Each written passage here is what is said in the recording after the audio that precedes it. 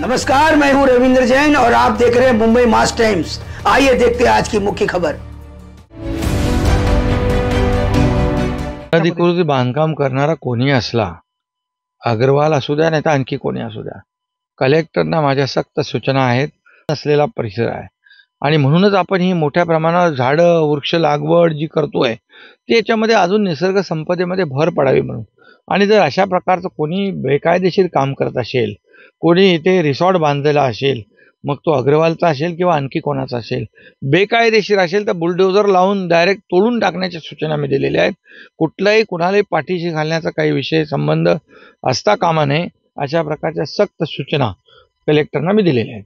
झाडानी सारखा पण आपला भाग दुर्गम भाग आहे आणि या ठिकाणी 640 एकर सारखी जमीन जी आहे ती काही जीएसटी आयुक्त म्हणून आहेत त्या बाबतीत देखील कलेक्टरना मी सांगितलं. जेव्हा मला ही बातमी कळली तेव्हाच मी सांगितलं, नियमबाह्य काम कुणालाही करता येणार नाही, बेकायदेशीर काम कुणालाही करता येणार नाही आणि त्यामुळे त्याच्यावर चौकशी करा, कारवाई करून टाका.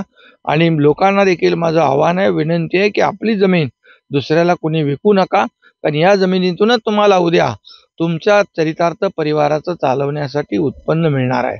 त्यामुळे या भागामध्ये जे काही टुरिझम पर्यटनाला आम्ही चालना देतोय, या सगळ्या बाबी ज्या आहेत या भागातल्या लोकांच्या फायद्यासाठी आम्ही करतोय आणि नक्की त्याचा फायदा या गावातल्या लोकांना नक्की होईल. साहेब, काही ठिकाणी जे धरण आहेत ते कोरडे ठाक पडले चाललेले आहेत, त्याबाबत तुम्ही नागरिकांना काय सांगणार? घडले काय?